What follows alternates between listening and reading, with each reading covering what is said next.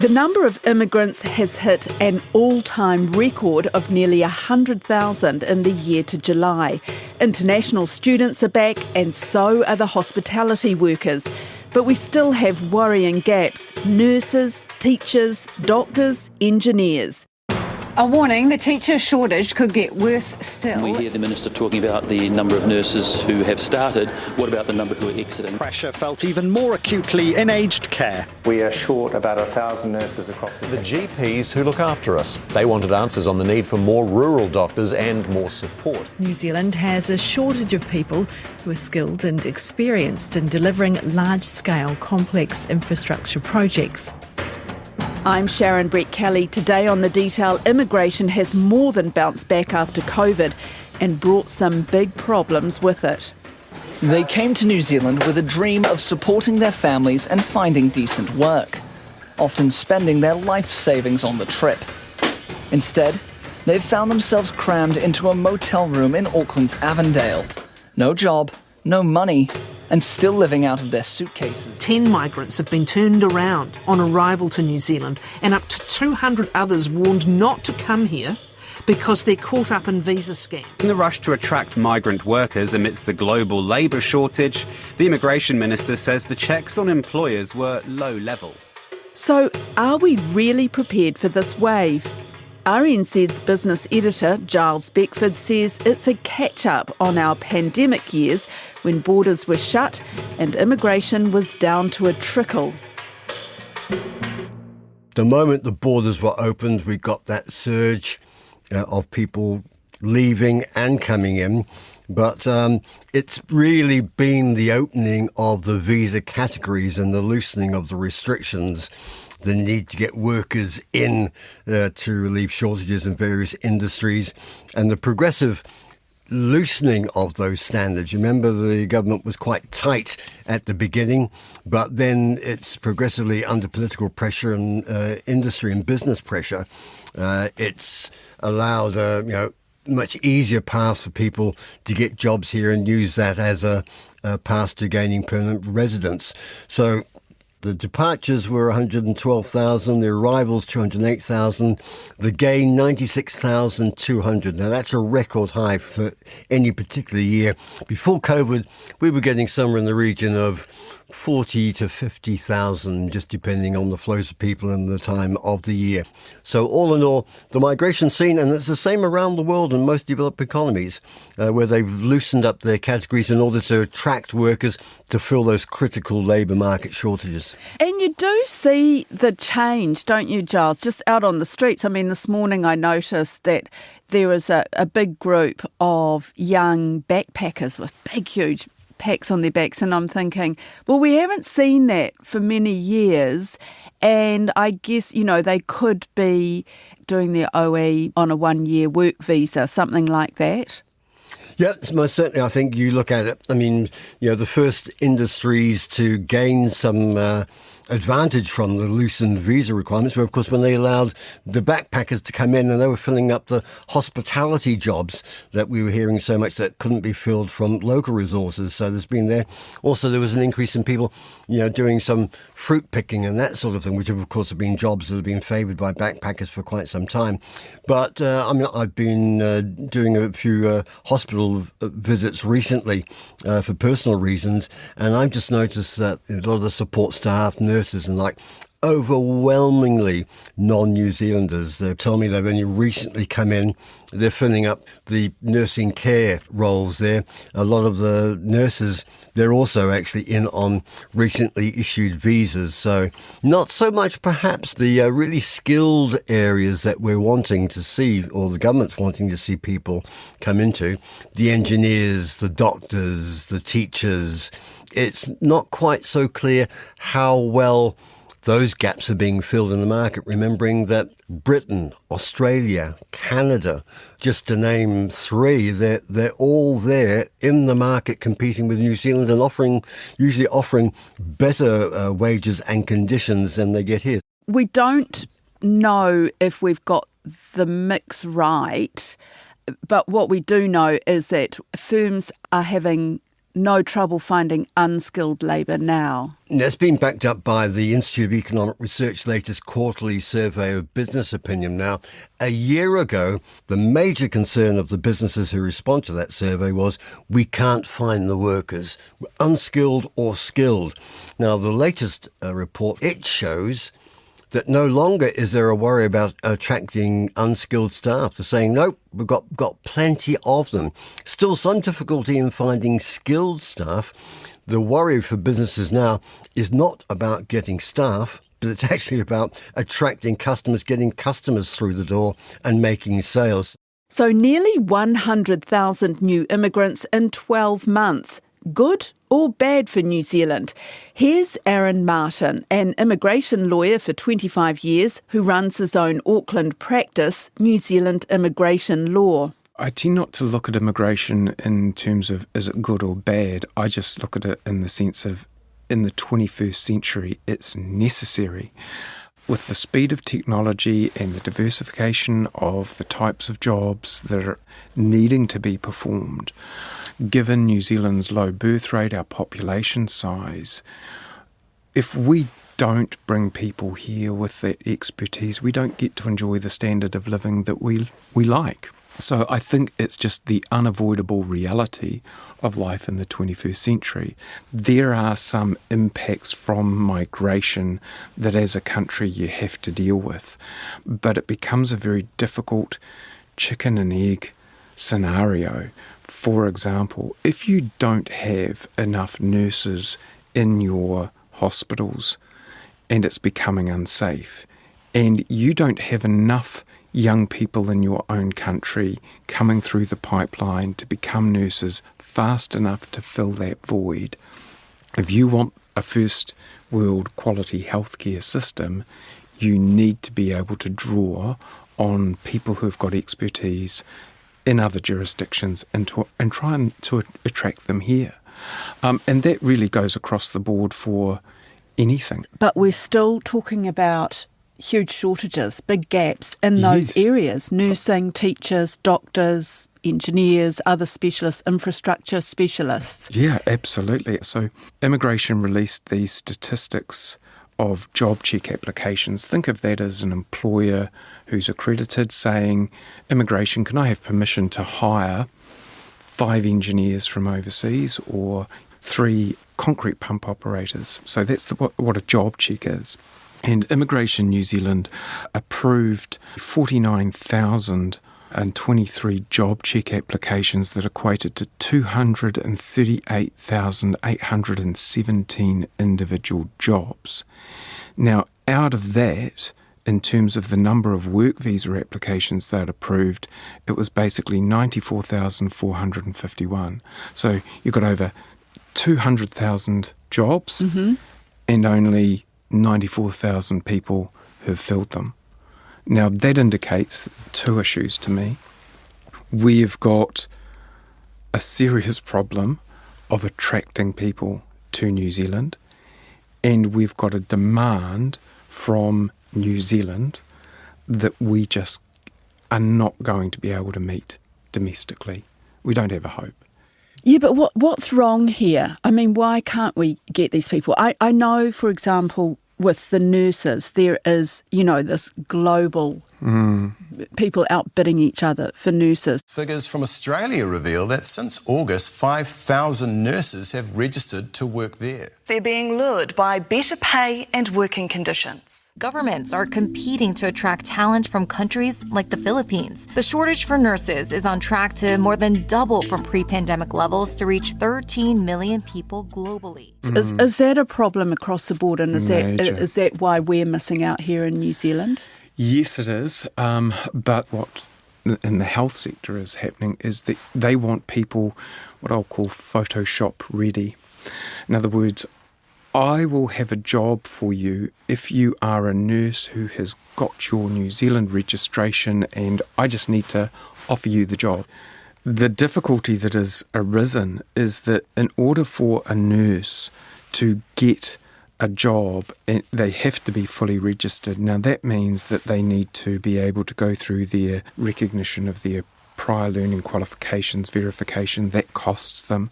They then might have to do NZQA assessments. They then have to go through nursing council processes as well. And then they get told, well, look, you might need to do a CAPS course, which is basically a period of learning that they need to do to essentially have their competency assessed. That costs between $8,000 to $12,000. And they have to pay for it? They have to pay for that up front with no promise of a job, plus all the other costs, in the hope they might get a job. That's a big risk to take. Australia, they actually facilitate all of that.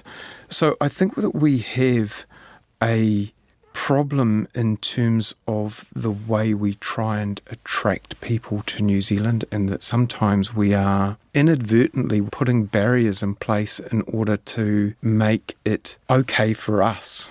Well, hold on, how does it look from the person's perspective that we're trying to attract? So are you saying that the employer should be maybe stumping up with the money to make sure that, you know, the people that they're trying to employ get through these different standards without it costing them? Yeah, in New Zealand, when you've got through to the end of it, you might get some reimbursement. In Australia, I believe, they actually do a full reimbursement. One of the other problems I think that we've got, particularly with the nurses, is that there's a desire to also attract from comparable countries, first world English-speaking countries, but by crikey, we're competing with better payers. Warmer days and higher pays. That's the sales pitch being made to Kiwi cops to try to lure them across the ditch. Also on offer, a $20,000 bonus for police officers willing to up sticks and move to sunny Queensland. I mean, if you're a nurse or a doctor or an IT specialist, Australian firms are offering very, very generous deals for you to now go and live in Australia. New Zealand is in a global market where I think probably in human history, labour skills have never been so movable ever. And we need to appreciate that people have options when they are when they have skills that allow them to be highly mobile. Remember when Winston Peters wanted to seriously curb new migrant numbers? Not that long ago.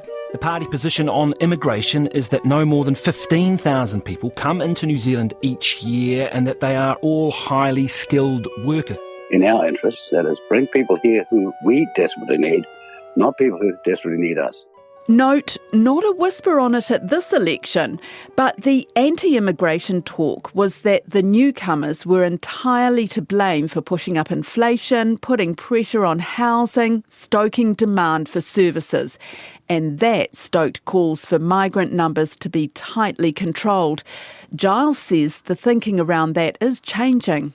Now, Mark Smith, who's an economist at ASB, sat down and he's gone through the numbers in recent years.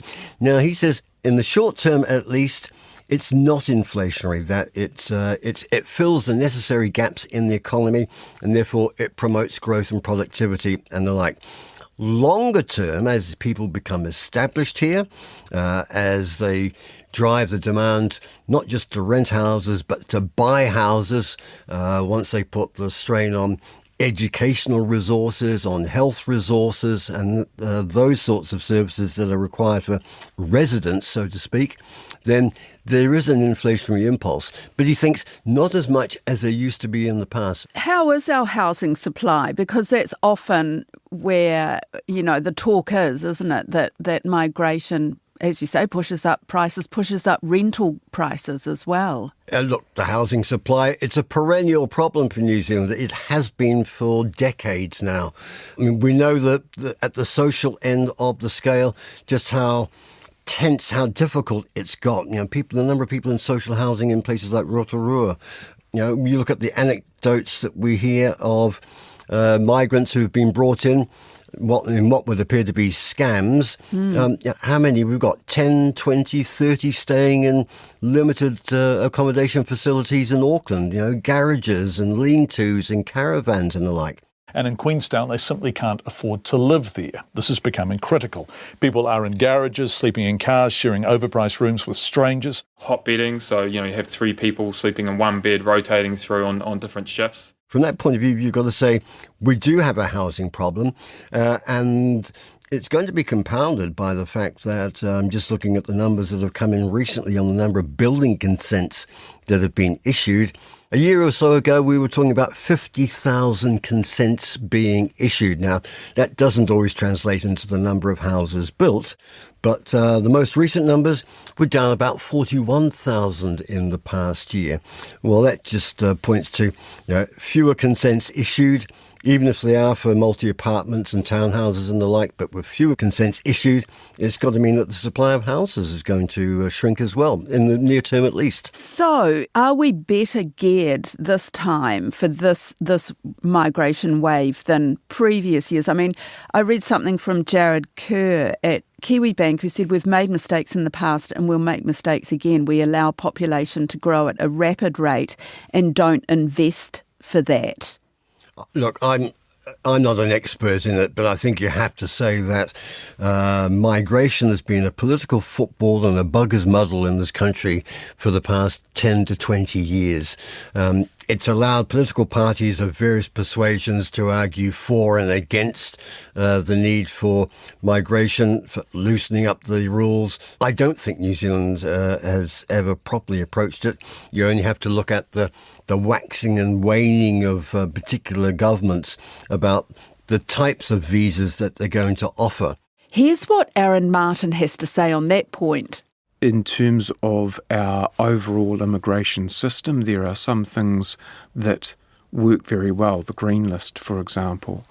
Tell me about the Green List. So the Green List is basically a set of occupations that have certain requirements attached to them. They might be a pay rate requirement, they might be a qualification requirement. And if an employer has a position that's on the Green List, they must be accredited, they go through a job check, they don't have to advertise because the government's saying by the Green List, we know there's a chronic shortage of these particular people. So doctors and nurses and engineers and are on IT that list. specialists. But I think that there are elements of our system that are broken. There's little coherence about immigration policy, I would think. In the past, we've tried to keep a clamp on it. We were happy to have the temporary visas here, 12, 18 months, and then go home. But then we put a pile of rules on people who we want to settle here, but you say you can't bring your families, or we make it difficult for families to come here. Changing criteria for how we attract high net worth individuals and entrepreneurs here. At one stage we tightened it up.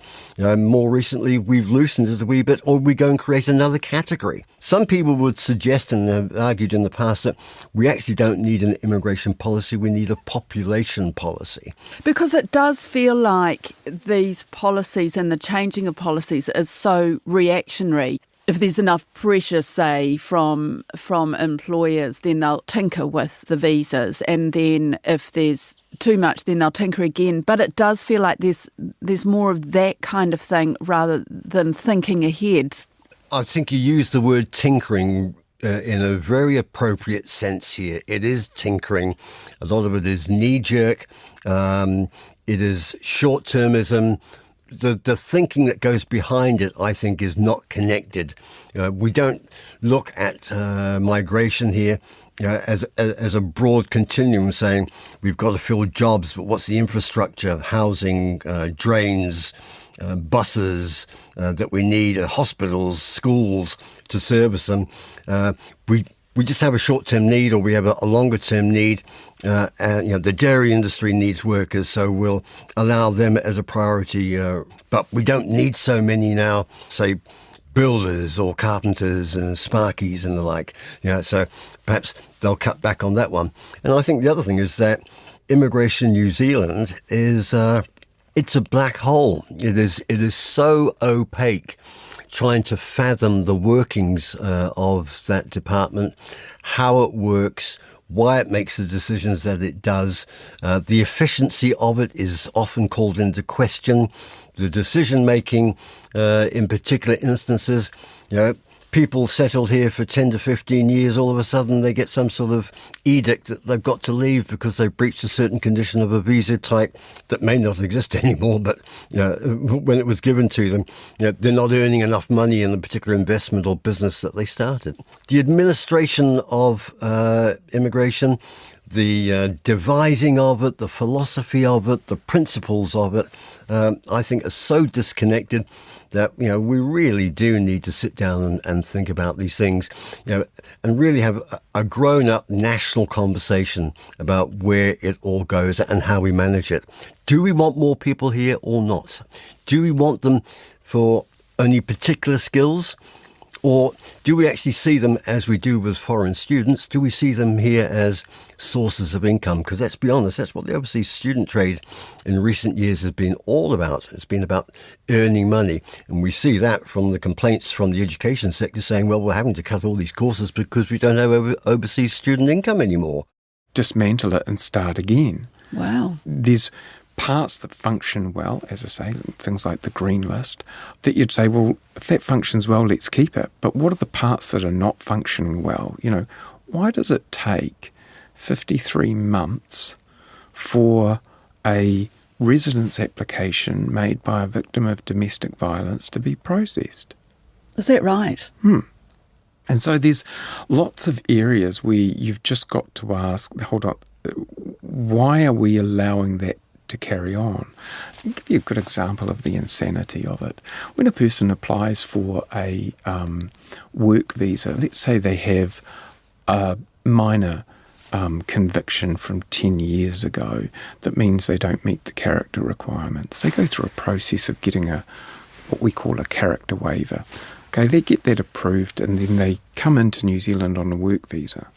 Then they apply for residence. They have to repeat the same process of a character waiver for the residence application. And immigration have to do the same process again. That also happens on the health side. Why is there this element of duplication? There needs to be a relook at the way in which we do things and whether we are actually operating at an efficient level. And you know what? The people they should be talking to at a level to do this, go talk to immigration officers. How much of these policies are driven by so much political pressure to keep our population low? Look, even I as a New Zealander have this internal fight with myself about, gosh, on the one hand, we need to increase our population because we've got a large number of people heading toward pension age, not a huge number of people coming up behind them. If you want to enjoy the lifestyle that you like, you need to be able to have a tax base to be able to pay for these things. And if you have lower numbers of taxpayers to draw on lower business activity, you don't get that. But at the same time, everyone's saying, I don't want to live in a place like Sydney with that heaving mass of people. But unfortunately, you can't have it both ways. No. 100,000, roughly 100,000 the last 12 months. Will there be another 100 in the next 12 months? Well, if there have been 238,000 jobs that are needing to be filled by international workers, the answer is I can't see that demand going away except if there's a recessionary environment. So I think it's going to continue. That's it for today. I'm Sharon Brett-Kelly. The Detail is supported by the Public Interest Journalism Fund. Today's episode was engineered by Phil Benj. Our producers are Alexia Russell and Bonnie Harrison. And thanks to Giles Beckford and Aaron Martin. Ka kite anō.